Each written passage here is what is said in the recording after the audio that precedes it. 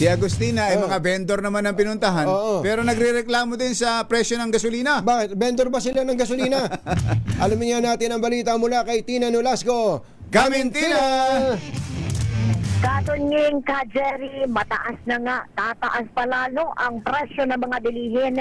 Itong senteniento ng mga vendor na ating nakapanayam dito sa Central Market sa Santa Cruz, Maynila dahil sa panibago na namang pagsipa ng presyo ng krudo. Kwento ng mga vendor na ating nakapanayam, halos linggo-linggo na lamang tumataas ang presyo ng kanilang paninda dahil sa domino effect ng oil price hike. Dahil na lang ng mga tendero ng itlog na ating nakapanayam na inaangkat pa sa San Jose, Batangas ang paninda. Kwento ng mga ito, tumaas na nga ng 10 piso hanggang 20 pesos ang kada tray ng itlog dahil sa gastos sa transportasyon. Paano pa kaya ngayong nasa 10 pesos ang itataas ng diesel?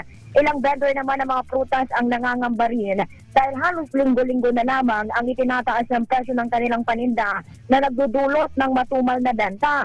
Pero katunying ka, Jerry, pinaka-umaaray sa mga vendor dito sa Central Market ang mga rice vendor o tindero ng bigas. Bukod kasi sa mababang kita, dagdag pa sanin nila ang sistema ng tie-up ng kanilang mga supplier kung saan sa kada sako ng magandang bigas na kanilang mabibili, may kapartner itong hindi magandang klase ng bigas na kailangan din nilang bilhin na hindi mabenta sa mga consumer. Pakinggan natin. Pag bumili ka, may katandem na banit. Yung meron siyang 1-to-1. Yung itatandem nila, hindi mo mabibenta. Napakapangit. 1:1. Halimbawa, Ito, meron kang katayap nito, 1:1, ibig sabihin. so kung bibili akong dalawa rin na ganito. Dalawang ganyan.